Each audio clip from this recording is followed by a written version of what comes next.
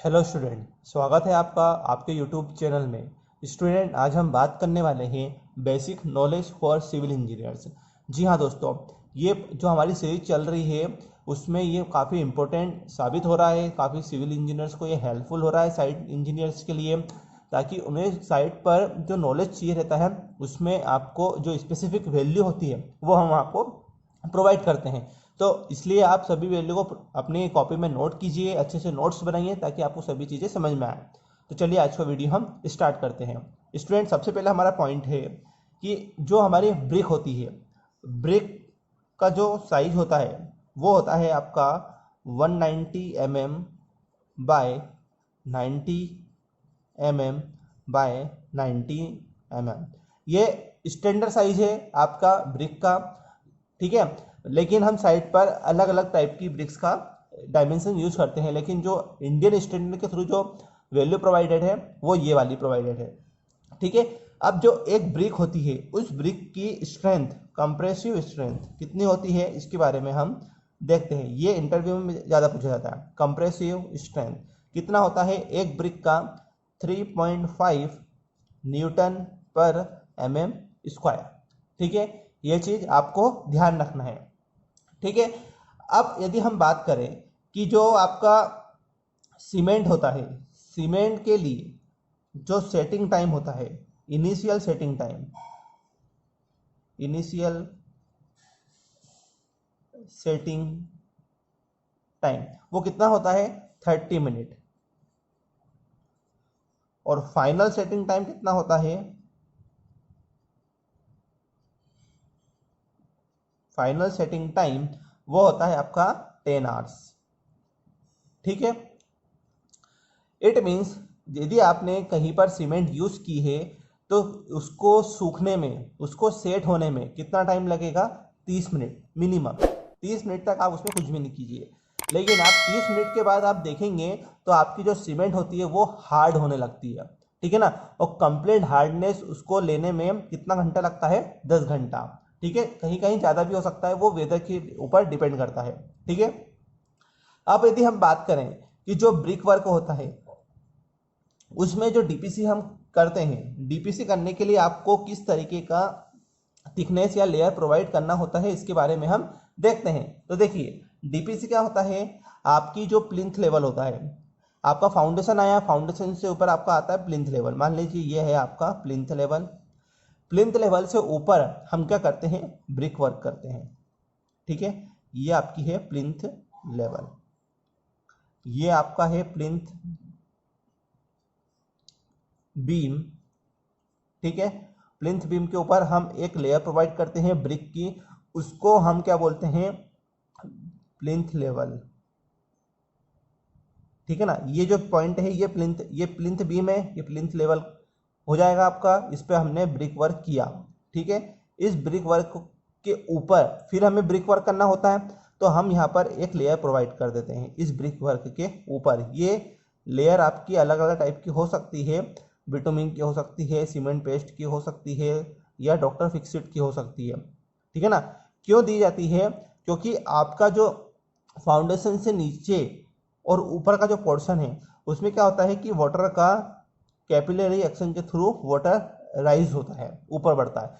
तो पानी की जो सीलन आपकी बिल्डिंग में आती है या दीवारों में आती है वो डीपीसी के ना देने के कारण आती है। यदि आप डीपीसी अच्छे से प्रोवाइड करेंगे तो वहाँ पर आप आपकी सीलन को बचा सकते हैं, ठीक है।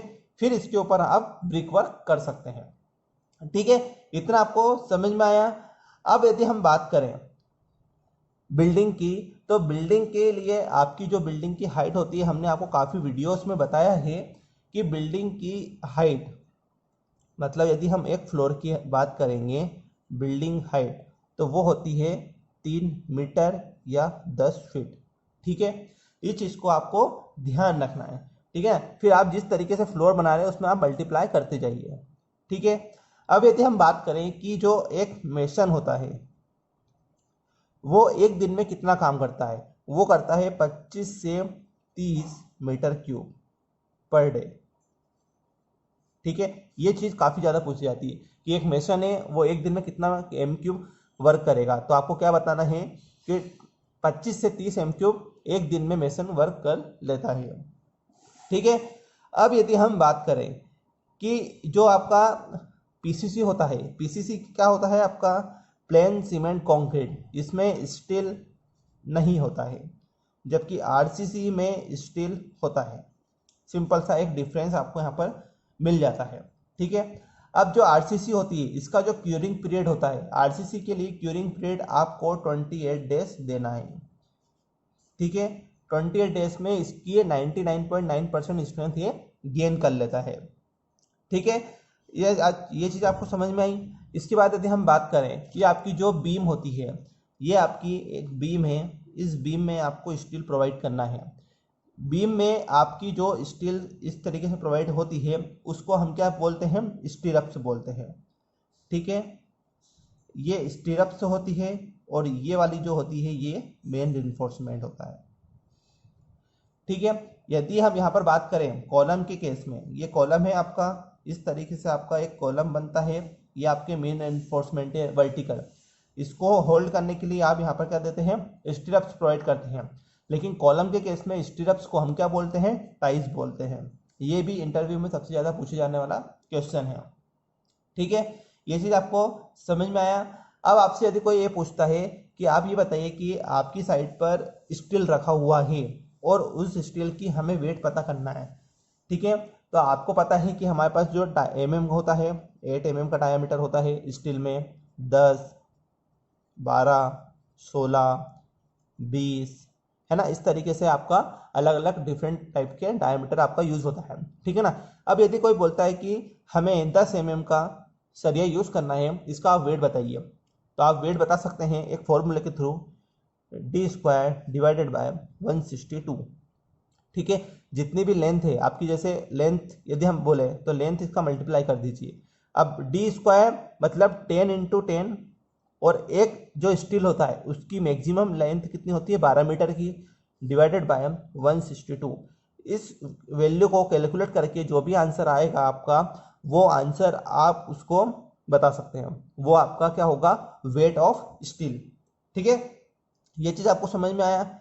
अब यदि हम बात करें जो आपका फ्लोर होता है, ठीक है, जो आपका फ्लोर होता है वो कितना एरिया ऑक्यूपाइड करता है, तो फ्लोर के लिए यदि हम बात करें तो आपका 50 किलो का एक सीमेंट का बैग आता है, 50 किलो सीमेंट बैग। ठीक है, एक बैग का वेट कितना होता है, 50 किलो। अब यदि हम इसको एक फ्लोर पर फैला देते हैं, ठीक है, तो ये कितना फ्लोर का एरिया ऑक्यूपाइड करेगा, उसका आंसर आता है 0.3 मीटर स्क्वायर। ठीक है, ये चीज आपको ध्यान रखना है, ये आपसे इंटरव्यू में पूछा जाता है सबसे ज्यादा। और हाइट के अकॉर्डिंग बात करेंगे तो वो हाइट हो जाएगी आपकी 0.818 मीटर। ठीक है, आपको ये चीज पता होना चाहिए, ये बहुत जरूरी है कि जो भी आपका सीमेंट बैग है 50 किलो का आता है, वो फ्लोर एरिया का कितना एरिया ऑक्यूपाइड करेगा, तो 0.3 metre square length into breadth, और हाइट के केस में 0.18 मीटर। ठीक है, ये डिपेंड करता है कि सीमेंट का फाइनेस कितना है, मतलब आप जब सीमेंट को अपने हाथों पर रब करेंगे तो कितना स्मूथ दे रहा है उसके अकॉर्डिंग, हालांकि ज़्यादा इसमें डिफरेंस नहीं होता है। ठीक है, अब यदि आपसे पूछा जाता है कि पीसीसी के लिए आप कौन सा कोड यूज़ करेंगे और आरसीसी के लिए कौन सा कोड यूज़ करेंगे, तो आपको प्लेन सीमेंट और आरसीसी के लिए दोनों के लिए कौन सा कोड यूज़ करना है, IS 456-2000। ठीक है, इस तरीके का आपको कोड यूज़ करना है। पीसीसी का थोड़ा क्राइटेरिया दिया हुआ है, यदि हम पीसीसी को यहाँ से हटा देते हैं तो आरसीसी के लिए आपको कोड यूज़ करना है IS 456-2000। ठीक है, लेकिन यदि आपसे बोला जाता है कि स्टील के लिए कौन सा कोड यूज़ करना है, तो आप बोलेंगे IS 800-2000। ठीक है, इस तरीके का आपको कोड यूज़ करना है। अब यदि हम बात करें कि जो आपकी स्टील होती है, सॉरी, जो आपका स्टेयर केस होता है, स्टेयर केस इस तरीके का आपका एक स्टेयर केस होता है। ठीक है, इसमें आपका एक स्टेप बनती है इससे। ठीक है, तो ये जो एंगल होता है, मतलब आपको कितने एंगल पर आपको स्टेयर प्रोवाइड करना है, तो इसका मैक्सिमम और मिनिमम क्राइटेरिया है 25 डिग्री से 45 डिग्री। इससे ज़्यादा आपको 45 डिग्री भी बहुत कम यूज़ किया जाता है, आप 40 डिग्री ले लीजिए। तो 25 से 40 डिग्री तक का आप एंगल यूज़ कर सकते हैं। क्यों यूज़ कर सकते हैं, इतना मैक्सिमम क्यों नहीं है, 50-60 ऐसा क्यों नहीं है, क्योंकि जितना आप स्लोप को ज़्यादा रखेंगे उतनी ज़्यादा आपको चढ़ाई करने में दिक्कत आएगी। तो हमें एक स्मूथ चढ़ाई करना है कि किसी भी प्रकार की कोई दिक्कत ना हो। जो आपके घर में बूढ़े इंसान रहते हैं, जो एजिड लोग होते हैं, उनको चढ़ने में दिक्कत ना हो। ठीक है, अब यदि हम बात करें इसी के इसमें, तो देखिए यदि हम इसको इधर बनाते हैं तो ये इस तरीके का कुछ बनता है। ठीक है, ये आपका क्या होता है, ट्रेड होता है, ये आपका राइस होता है। राइस के लिए जो वैल्यू होती है वो कितनी होती है, 150 mm से 200 mm। ठीक है, ये कहीं कहीं डिफर हो सकता है एज पर द रिक्वायरमेंट, जिस हिसाब की आपकी जगह है। ठीक है, ट्रेड के लिए हम बात करेंगे तो ट्रेड होगा आपका 25 250 mm डिवाइड या 300 mm। ठीक है, ये चीज़ आपको समझ में आना चाहिए। ठीक है, तो एक और चीज़ हम आपको बता देते हैं कि जो आपका पीसीसी होता है, पीसीसी के लिए यूनिट वेट, पीसीसी का यूनिट वेट 24 किलो न्यूटन पर मीटर स्क्वायर, और आरसीसी के लिए होता है 25 किलो न्यूटन पर mm स्क्वायर।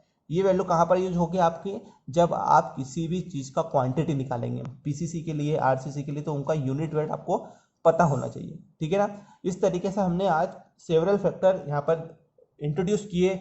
स्टेयरकेस के लिए किया, आरसीसी के लिए कौन सा कोड यूज होता है, फ्लोर एरिया सबसे इंपॉर्टेंट टॉपिक था आज के वीडियो में यदि हम बात करें, क्योंकि ये बहुत कम यूट्यूब पर बताया गया चीज़ है, इसलिए हमने आपको यहाँ पर ये चीज़ बताया है कि फ्लोर एरिया रेशो आपका कितना ऑक्यूपाई करेगा एक सीमेंट बैग का।